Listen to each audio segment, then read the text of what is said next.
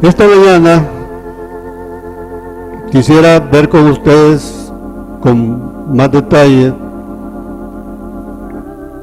que lo que vimos al final del domingo pasado, ahora con más detalle cómo es que el cristiano debe terminar su carrera.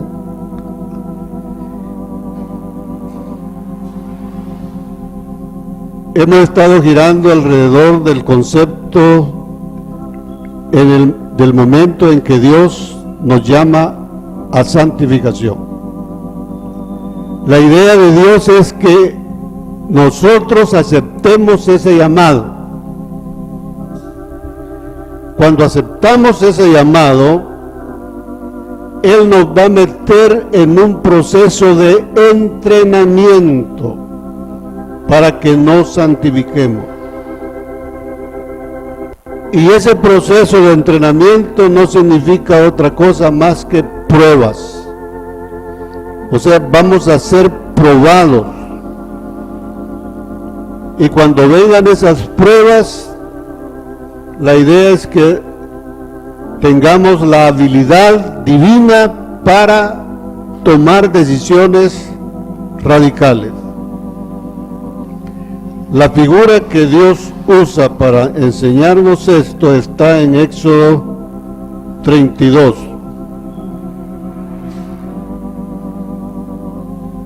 Es una de las figuras que Dios usa para enseñarnos esta verdad. Vamos a leer del 7 al 9 y del 25 al 29. Éxodo 32, 7 dice así: Entonces Jehová dijo a Moisés: Anda, desciende, porque tu pueblo que sacaste de la tierra de Egipto se ha corrompido. Usted puede imaginar este pensamiento ahora en el cielo, el padre diciéndole al hijo: anda, regresa a la tierra, porque tu pueblo, mi pueblo, se ha corrompido. Versículo 8: Pronto se han apartado del camino que yo les mandé, se han hecho un becerro de fundición y lo han adorado, y le han ofrecido sacrificios, y han dicho: Israel, estos son tus dioses que te sacaron de la tierra de Egipto. Dijo más Jehová a Moisés: Yo he visto a este pueblo, que por cierto es pueblo de dura cervix. Versículo 25. Y viendo Moisés que el pueblo estaba desenfrenado, porque Aarón lo había permitido, para vergüenza entre sus enemigos, puso Moisés a la puerta del campamento, se puso Moisés a la puerta del campamento y dijo: ¿Quién está por Jehová? Júntese conmigo. Y se juntaron con él todos los hijos de Leví. Y él les dijo: Así ha dicho Jehová, el Dios de Israel: Poned cada uno su espada sobre su muslo, pasad y volved de puerta a puerta por el campamento, y matad cada uno a su hermano, a su amigo y a su pariente. Y los hijos de Leví lo hicieron conforme al dicho de Moisés, y cayeron del pueblo en aquel día como 3,000 hombres. Entonces Moisés dijo: Hoy os habéis consagrado a Jehová, pues cada uno se ha consagrado en su hijo, en su hermano, para que él dé bendición hoy sobre vosotros. Ahí está la prueba y la decisión, una decisión radical. Ustedes conocen la historia, no nos vamos a detener ahí, ¿no? Este pueblo hizo esos sacrificios creyendo en su corazón que estaba adorando a Dios. Y Dios mismo dice, han adorado a otros dioses, están cometiendo idolatría. El apóstol Pablo lo confirma en 1 Corintios 10, cometieron idolatría. Esa experiencia del pueblo de Israel ahí en el desierto fue escrita para enseñarnos algo a nosotros. ¿Cómo puede cumplirse eso en nosotros? De dos maneras. Una manera es la forma colectiva, como iglesia, como congregación, y la otra es a nivel individual. Pero quiero hacer una reflexión con esto. En Éxodo 4:22, Dios le dice vamos a la cita.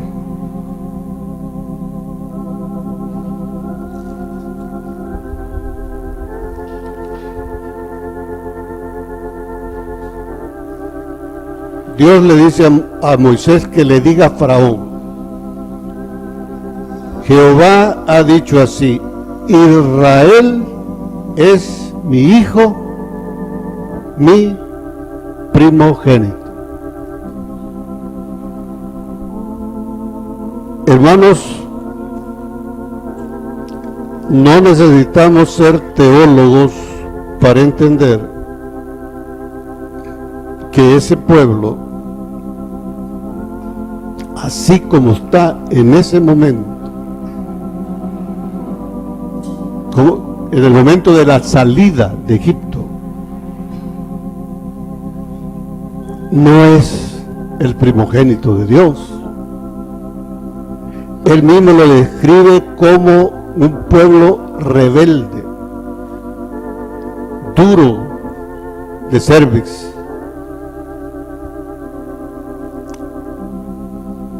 Hermanos, la palabra primogénito implica un inicio. Primogénito quiere decir el primero que se engendra o el primero que nace. Si le aplicamos eso a Cristo, estaríamos aceptando que Cristo, el Hijo de Dios, tiene principio.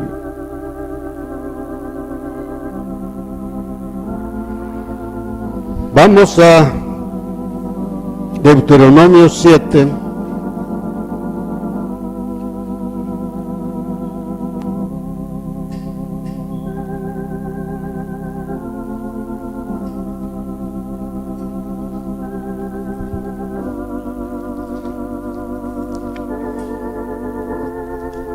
Vamos a leer del 6 al 9. Mire lo que dice Dios a Israel. Porque tú eres pueblo santo para Jehová tu Dios.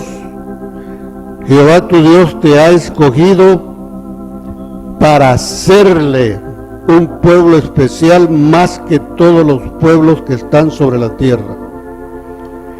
No por ser vosotros más que todos los pueblos os ha querido Jehová y os ha escogido, pues vosotros erais el más insignificante de todos los pueblos,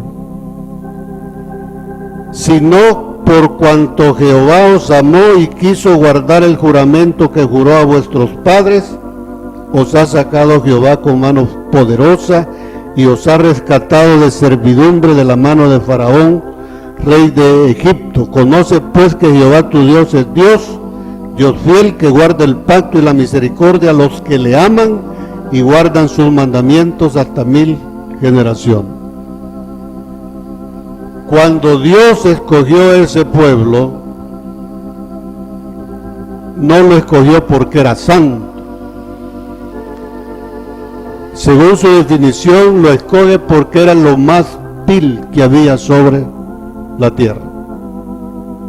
Era peor que todos los pueblos del mundo. Vamos ahora a Isaías 49.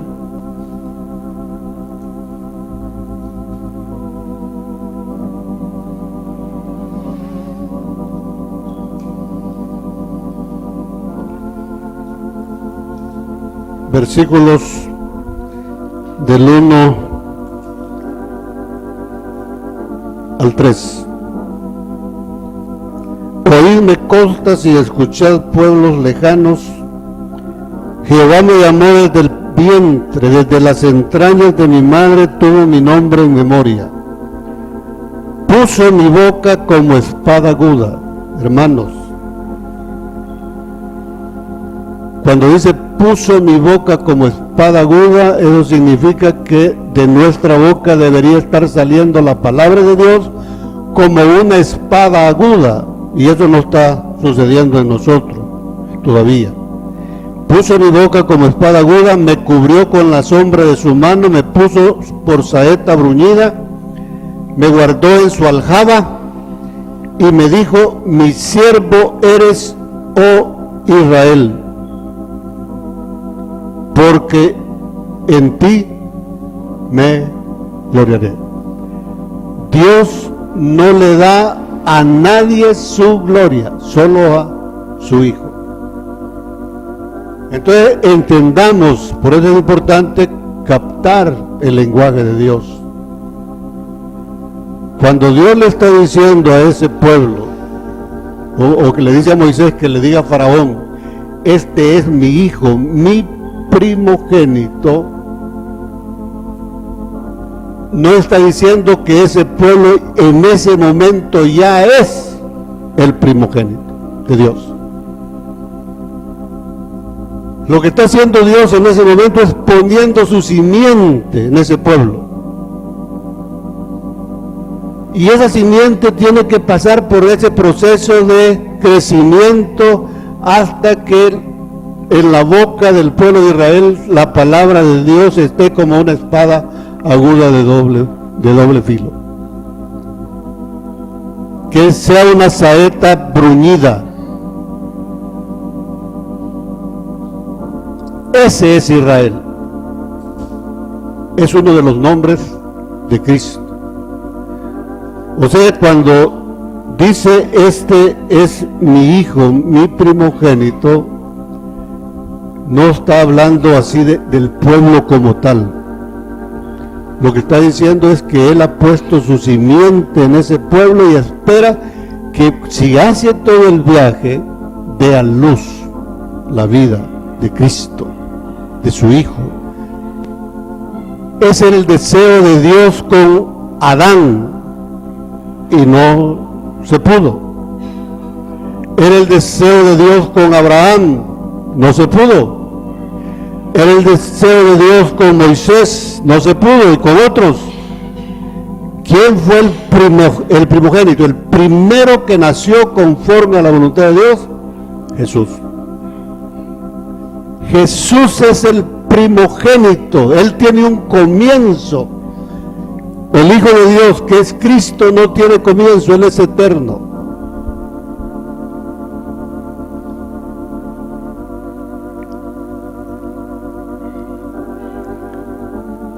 El Espíritu Santo engendró a María.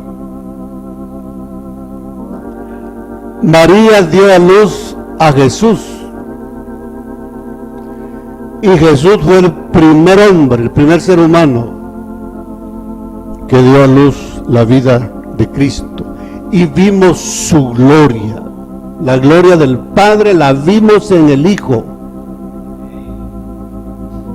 Pero Cristo es un cuerpo formado por muchos miembros. Ahora lo que necesitamos es que Cristo, el Eterno, el Dios mismo, queriendo reproducirse en nuestras vidas. Entonces, ese problema que hubo con el pueblo de Dios ahí en las faldas del Sinaí, decían, se puede ver de dos maneras, una de forma colectiva, pero otra que es la que nos debe de interesar es la forma individual. En forma colectiva es que si una parte de la iglesia en determinado momento comete una falta, digamos, eso es a nivel colectivo, se entiende fácilmente que una parte de la congregación cometa una falta, pero el resto no, así fue ahí. No todos participaron, algunos se quedaron viendo nada más. Pero el otro, lo que a mí me interesa y debe interesarnos a cada uno de nosotros, es la parte individual. Nosotros tenemos dos naturalezas. La mala constantemente nos hace caer en una falta, de cualquier forma. Una mentira que hace daño a alguien, adulterio, idolatría, tantas cosas. Pero la otra parte, la otra naturaleza no participa de eso. Entonces la idea es que todo nuestro ser llegue a tener una sola conducta. Y para eso es que Dios necesita que entremos en ese proceso de santificación. Para que esa naturaleza mala, lo terrenal, carnal, animal, y nuestra desnudez espiritual sea eliminada. Para ello, lo que hemos estado diciendo, necesitamos santificar. Pero la Biblia me dice claramente que yo no me puedo santificar, sino que el que me santifica es Él. ¿Cómo? Cuando Él crece en mí, Él me santifica. Él se santifica a sí mismo en nosotros. Cuando Él se santifica a sí mismo en nosotros, entonces nosotros somos santificados. Pero tenemos que hacer algo, lo que hemos visto los dos domingos anteriores. Vamos a santificarnos por el agua y por la sangre. El agua aplicada por fuera como un lavamiento y bebida. Y lo mismo con la sangre rociada por fuera, pero también bebida, para que la santificación sea completa.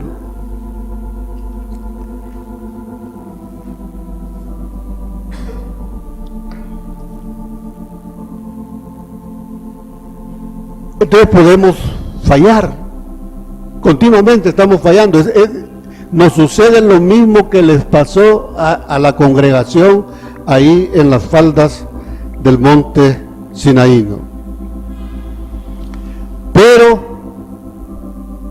si llega el momento en que reconocemos que hemos fallado en lo que sea, cada quien tiene su propia forma de vivir, y entonces llega un momento en que entendemos, oímos la palabra de Dios y entendemos, y entonces tomamos la decisión de tomar medidas radicales, como la que tomaron la tribu de Leví. Hermanos, ¿cómo podemos aplicar eso que hicieran los levitas en nuestra vida hoy? Ellos literalmente, cuando Moisés hizo el llamado, dieron un paso adelante, se juntaron con él y hasta ahí todo bien. Pero viene la prueba, a eso me refiero cuando Dios nos llame a santidad, y no nos va a llamar a santidad si no nos hemos cumplido los requisitos anteriores, las jornadas, no hemos llenado las jornadas anteriores. Pero cuando Él nos llame a santidad, repito, tenemos que tomar decisiones radicales como ahí. ¿Qué es lo que? No es lo mismo que solo levantar la mano, ya sí, yo quiero. ¿Cuántas veces hemos hecho eso? Yo voy a hacer tal cosa, yo voy a hacer tal cosa. Y a la hora de las horas, nada.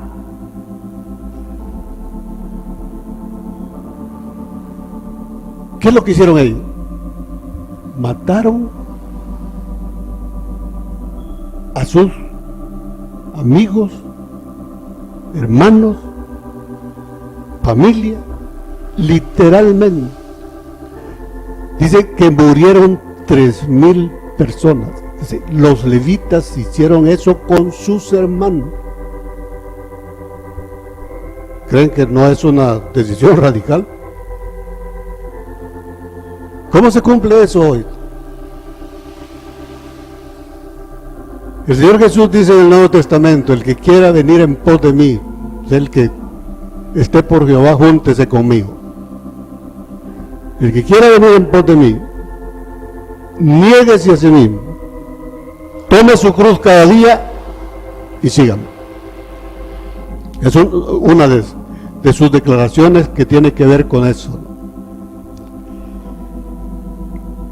El que no aborrece padre, madre, esposa, hijos, por causa de mí, no es digno de ser mi discípulo.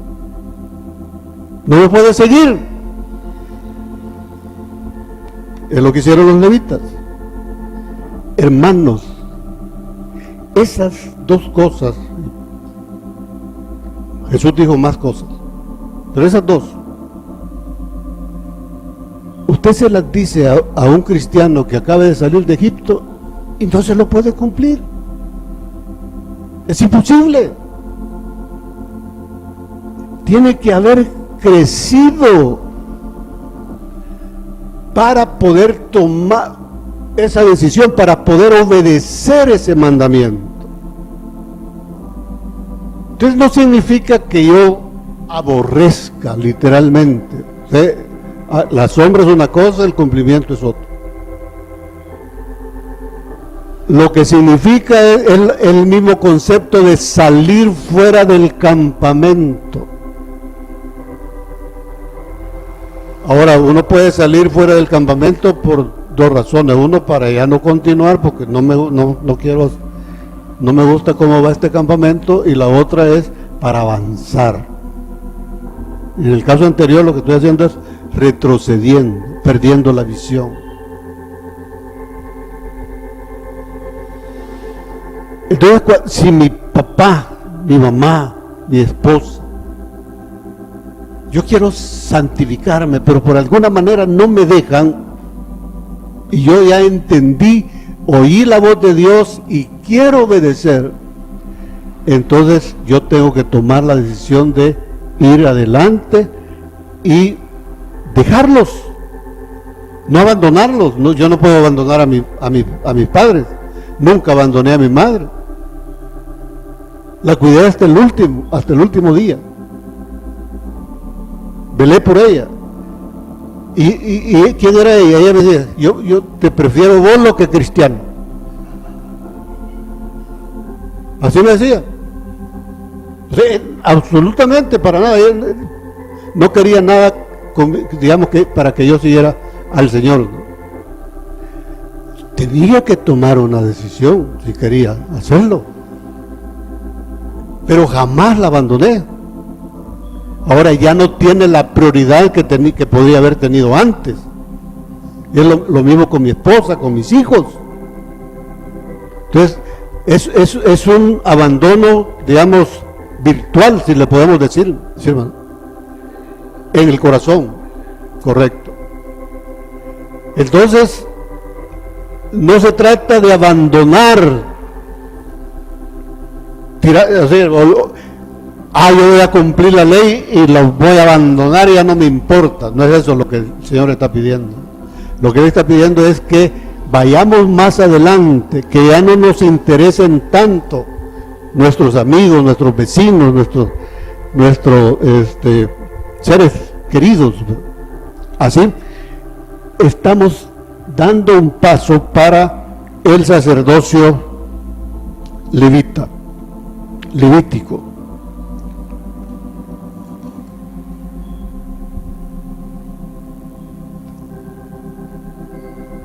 El sacerdocio levítico tiene que hacer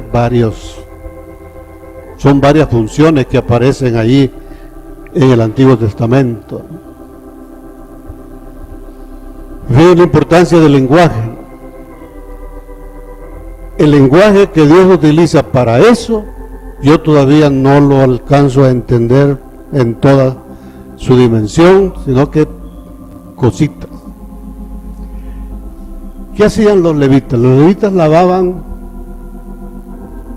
las partes del animal sacrificado, recogían las cenizas y las iban a dejar a un lugar específico. Se encargaban de lavar todo la suciedad, la sangre, los restos de carne de los animales. O sea, el sacerdote levita hacía los oficios más rústicos, más duros. Los levitas se encargaban de mantener siempre encendido el altar de bronce. Eran los encargados de desarmar el tabernáculo cuando salían para otro lugar, y cuando llegaban lo armaban otra vez. Todas esas funciones tienen un significado que todavía no lo alcanzamos a entender, pero tienen un significado. O sea, el sacerdote levita tiene sus funciones bíblicas, no las funciones de una organización para que funcione algo. No, son cosas diferentes. Entonces, si yo, ya siendo levita, voy creciendo, Dios me da la aprobación como sacerdote levita porque estoy haciendo mis funciones como deben de ser. Entonces va a venir otro llamamiento. Vamos a Levítico 8.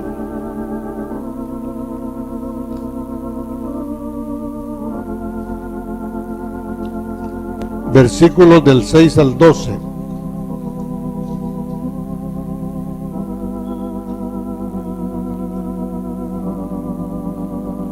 Levítico 8 del 6 al 12. Entonces Moisés hizo acercarse a Aarón y a sus hijos y los lavó con agua y puso sobre él la túnica y le ciñó con el cinto. Le vistió después el manto y puso sobre él el efod y lo ciñó con el cinto del efod y lo ajustó con él. Cuando es la misa en la religión católica, cuando yo fui sacristán, no sé si todavía lo hacen así, porque hoy veo unos trajes que usan los sacerdotes que celebran misa bien modernos. Hace 60 años usaban exactamente esto. A mí me tocaba hacerle, por ejemplo, el nudo, ese cinto. Ellos se ponían el manto, el efod, todo eso. Solo es una vestidura natural. No, cada una de esas cosas tiene un significado espiritual. Es una consagración, así dice ahí el título, la consagración de Aarón y de sus hijos. ¿Qué tenemos aquí?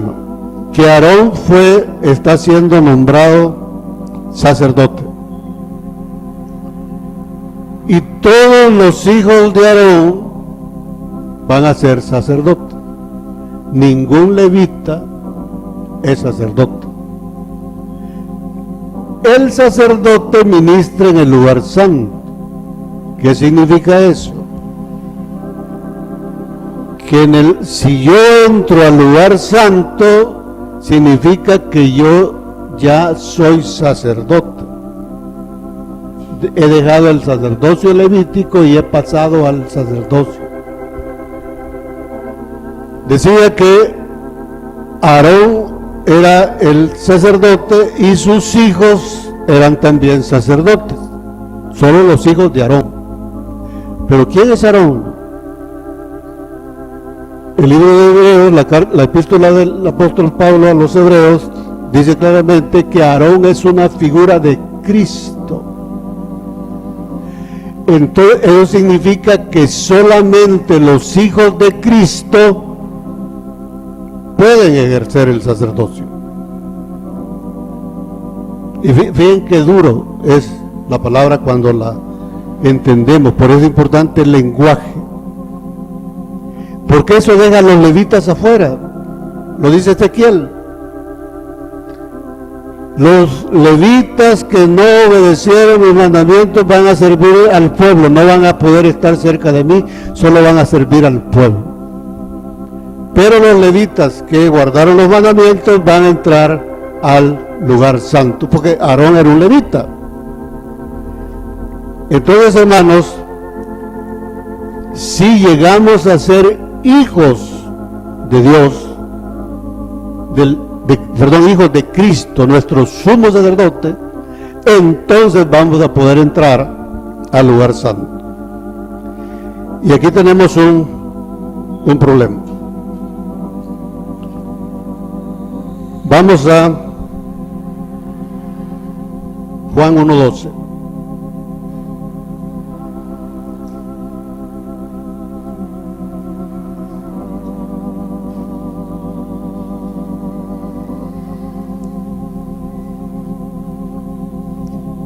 Ustedes conocen esta cita, solo la voy a leer como recordatorio. Mas a todos los que le recibieron, es el momento de aceptar a Cristo, a los que creen en su nombre, le dio potestad de ser hechos hijos de Dios. ¿Ya son hijos de Dios ellos? Cuando uno recibe a Cristo, recibe el poder, la potestad de llegar a ser un hijo. El concepto que la palabra que aparece ahí es tecnón. Es un hijito. O sea, sí es un hijo, pero no en el sentido, no en el sentido de que es un hijo de Dios, sino que es un hijito. Vamos ahora a Gálatas 4.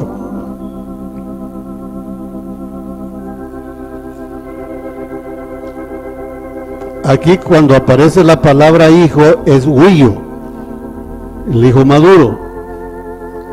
Fíjense, el versículo 1 dice, pero también, Gálatas 4:1, pero también digo, entre tanto que el heredero es niño, ¿es hijo o no es hijo? El heredero. Pero es hijito, porque no tiene derecho a nada. Dice, entre tanto que el heredero es niño, o sea, agarremos el concepto. En nada difiere del esclavo, aunque es señor de todo, pero no puede ejercer ningún derecho mientras no se lo gane. sino que está bajo tutores y curadores hasta el tiempo, hasta que toque, hasta que pueda recibir la herencia. Dice, hasta el tiempo señalado por el Padre. Así también nosotros cuando éramos niños, o sea, un hijo niñito, un hijo infante, así también nosotros cuando éramos niños estábamos en esclavitud bajo los rudimentos del mundo. Pero en el tiempo, como dice, en el tiempo señalado por el Padre, o sea, cuando vino el cumplimiento, en el tiempo señalado por el Padre, Dios envió a su Hijo nacido de mujer, nacido bajo la ley, para que redimiese a los que están bajo la ley, a fin de que recibiésemos la adopción de hijos. Esa palabra hijo es guillo. Ahora sí, por cuanto sois hijos, guillos, por cuanto sois hijos, Dios envió a vuestros corazones el espíritu de su Hijo, el cual clama, Abba, Padre. Y termina, para aclarar todo, dice, así que ya no eres esclavo. Antes era esclavo, cuando era niño. Entonces, nosotros primero vamos a ser levitas. Pero Cristo, que es nuestro sumo sacerdote, Él nos va a dar el aval de poder llegar al sacerdocio si llegamos a ser hijos de Él. En el sentido que estamos diciendo. Primero, cuando nacemos, cuando aceptamos a Cristo, somos tecnones. Cuando somos adoptados, entonces es lo mismo que cuando Dios le dijo a Jesús, este es mi Hijo en quien tengo mi complacencia. Es lo mismo. ¿Qué está sucediendo ahí? Está entrando. Cuando Dios manda al Espíritu Santo a nuestros corazones en el momento de ser adoptados hijos, es porque estamos entrando al lugar santo y en ese ya recibimos la categoría de sacerdotes. Pero la caminata no termina ahí, ¿no? De entre los sacerdotes, de entre los hijos de Aarón, de entre los hijos del Señor, va a haber uno que va a entrar al lugar santísimo y ese va a ser el sumo sacerdote. Pero si uno lee Hebreos va a ver que esa invitación es para todos. Dios quiere que todos nosotros seamos sumos sacerdotes. Entonces la idea es que desde que recibimos a Cristo vamos a comenzar todo ese viaje que hemos venido describiendo hasta llegar a la entrada al lugar santísimo. Ahí va a terminar nuestra caminata. Y ojo con las funciones. Vamos a Hebreos 9.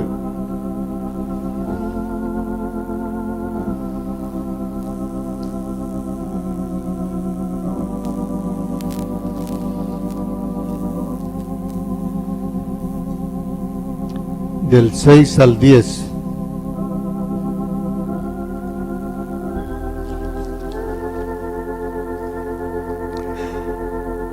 Dice, y así dispuestas estas cosas,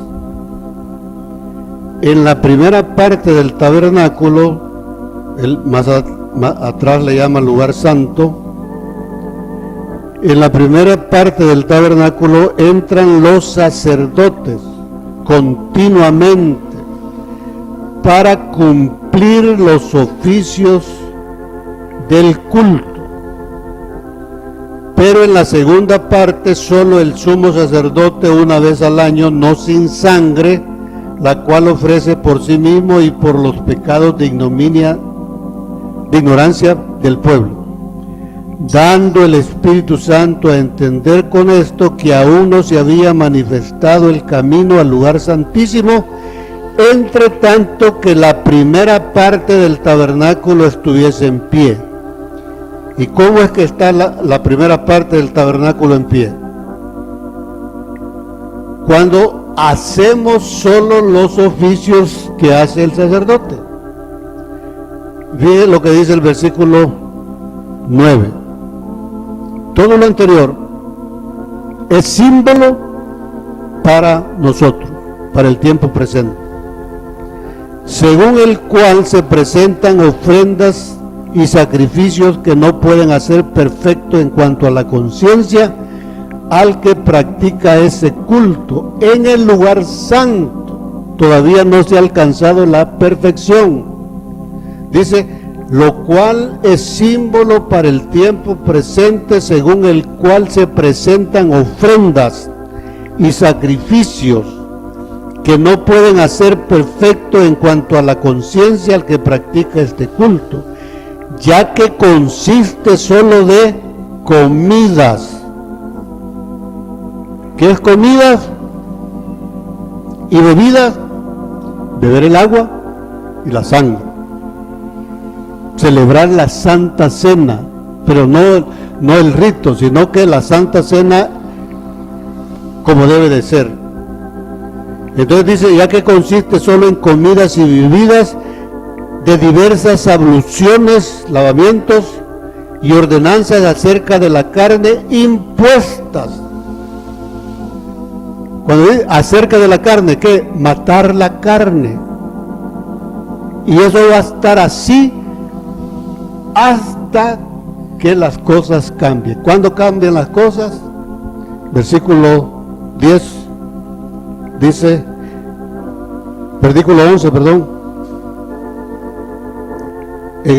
Al final del 10 dice, ordenanzas acerca de la carne impuestas hasta el tiempo de reformar las cosas. ¿Cuándo es eso? Cuando está presente Cristo, cuando Cristo, el sumo sacerdote, se manifiesta en mi vida plenamente, entonces entramos al lugar santísimo. Hermanos, ahí es el fin de la caminata. Les decía el domingo pasado,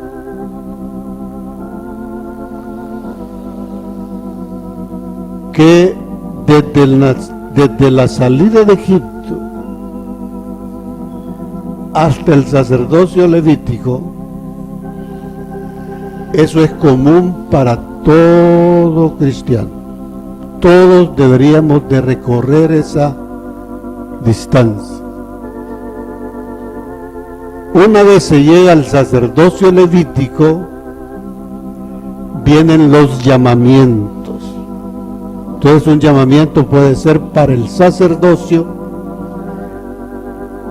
que es entrar al lugar santo, pero en el lugar santo también están los apóstoles, están los profetas, los maestros y los evangelistas, los 5 ministerios de la palabra. Entonces los llamamientos para eso se van a dar después de que hayamos alcanzado el sacerdocio levítico. Entonces, ¿por qué no hay todo eso en la iglesia al día de hoy? Pues, obviamente muchas iglesias de un tiempo acá se han dado a la pensamiento moderno de nombrar apóstoles, y varias iglesias tienen apóstoles, pero esos apóstoles no son conforme al modelo de Dios.